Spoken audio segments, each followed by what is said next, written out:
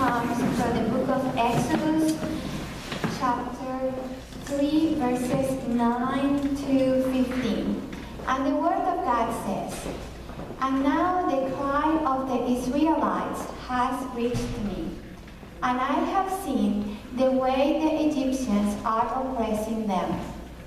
So now go, I am sending you to Pharaoh to bring my people, the Israelites, out of Egypt." But Moses said to God, "Who am I that I should go to Pharaoh and bring the Israelites out of Egypt?" And God said, "I will be with you, and this will be the sign to you that it is I who have sent you. When you have brought the people out of Egypt, you will worship God on this mountain." Moses said to God, "Suppose I go to the Israelites and say to them, 'The God of your fathers has sent me to you,' and they ask me, 'What is his name?' Then what shall I tell them?" God said to Moses, "I am who I am. This is what you are to say to the Israelites. 'I am has sent me to you.'"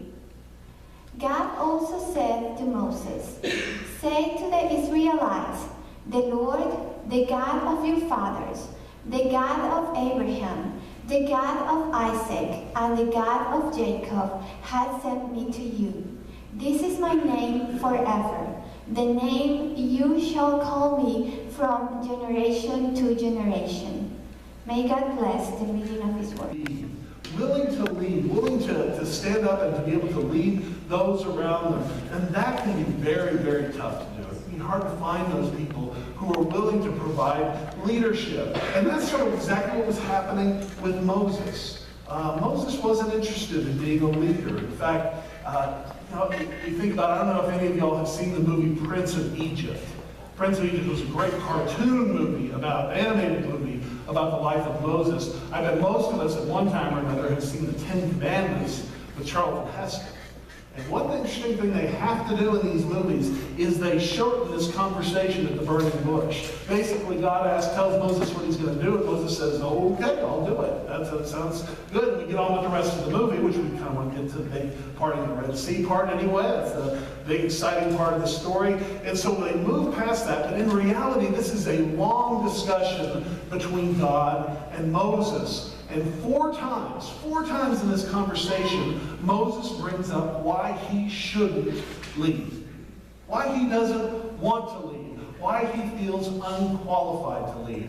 4 excuses for why he doesn't want to do this. Well, we understand this. I think we can all understand it. There is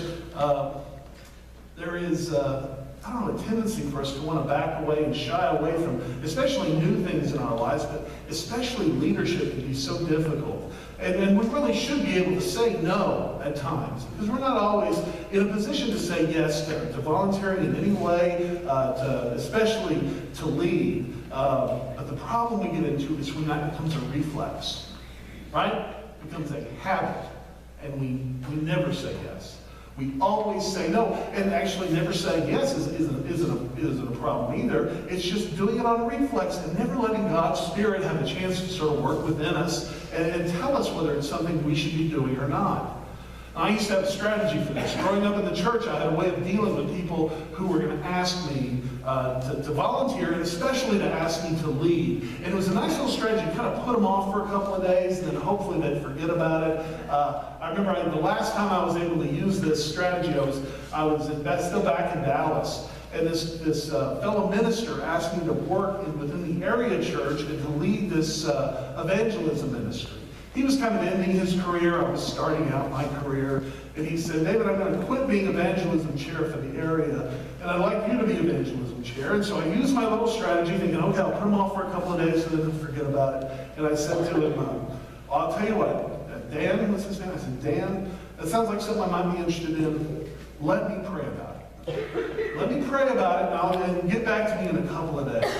But real quick, my friend Dan said to me, "Oh, Dave, you don't have to do that. I already prayed about it, and God told me you're supposed to do it."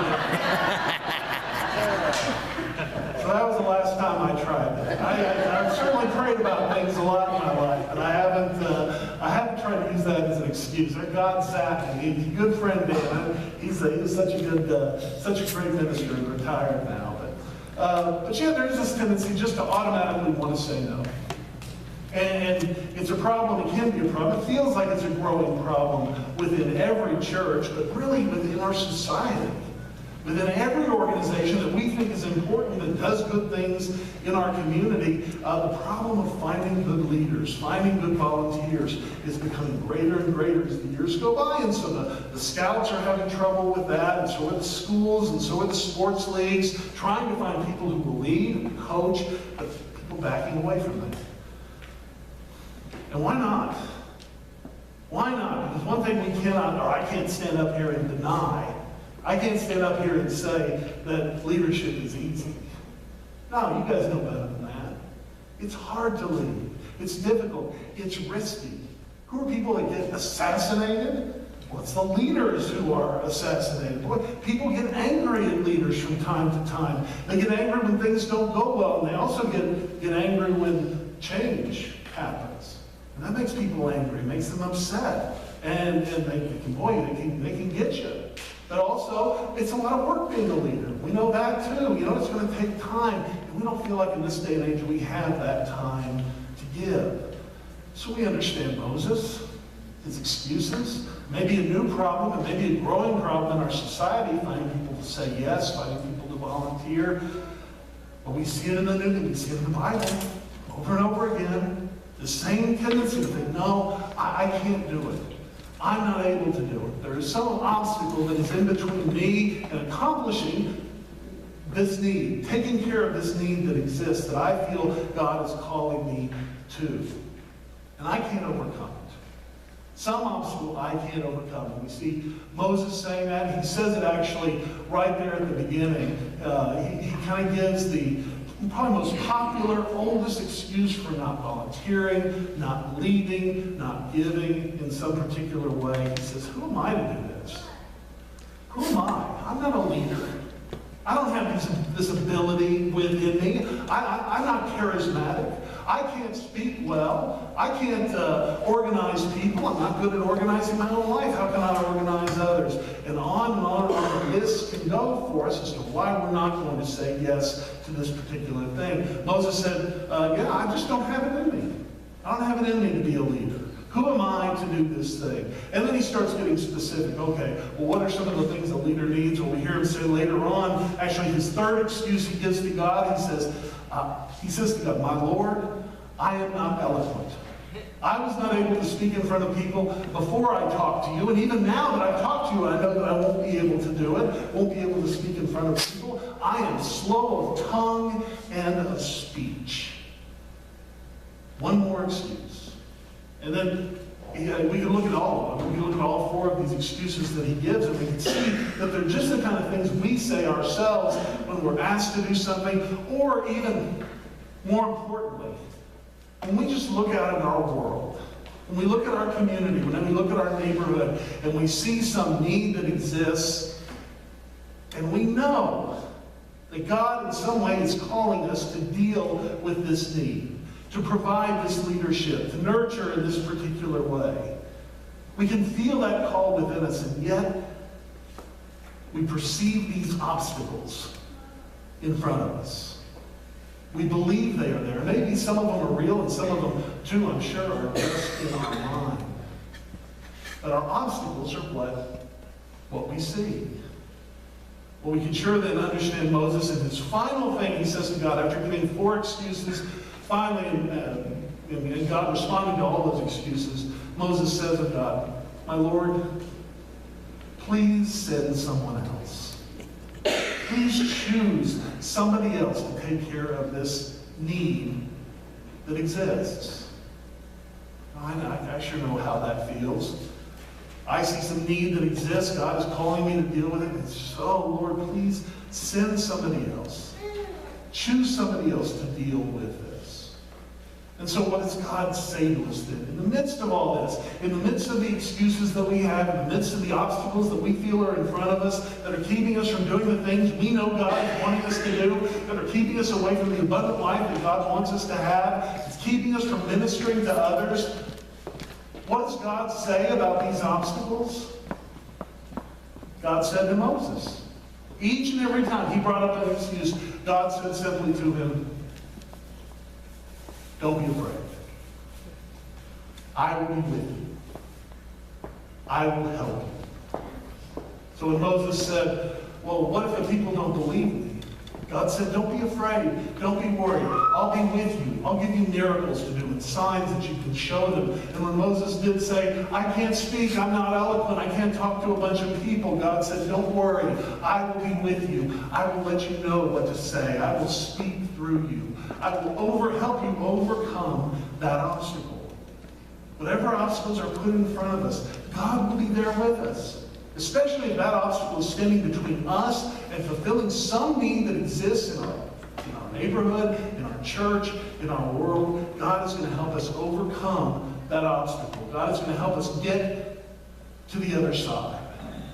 And that's great for us to know, because you know when it really comes down to it, all of us as Christians are leaders. Each and every one of us, whether we volunteer for it or not, once we have committed ourselves to Christ, once we have let God's Spirit come within us, we are leading others by our example. By our example every day, Jesus said they will know that we are Christians by our love. We are leading others by the love that we show to one another. The love we bring to this world, the way we treat other people. And other people see that, and they know we are Christians, and then they follow us. They can follow us in the way, how we act. And we have this influence on so many people in our lives, probably more than we even realize. It's what we do matters. How we act matters. Other people are following on our cue. They're watching us.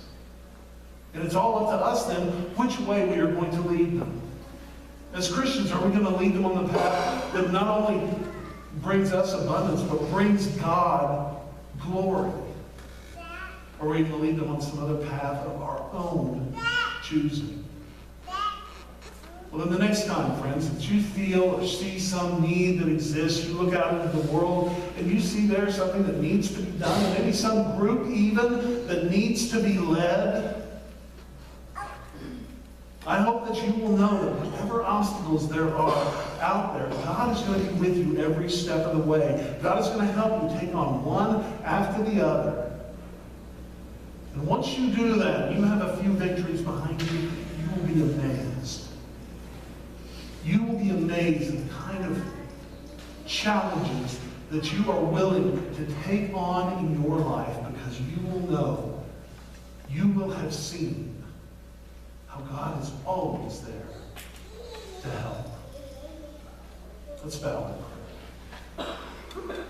Loving God, we do give thanks for this time that we can spend together. Loving God, we give thanks that you're with us every moment, even through the challenges that we face here in this week ahead. And Lord, we've come here so that we can be inspired in that, so that we can go forward into this week that we have in front of us, and that we can take on the challenges that exist, that we can move ourselves and our world closer to the place where you would have them be.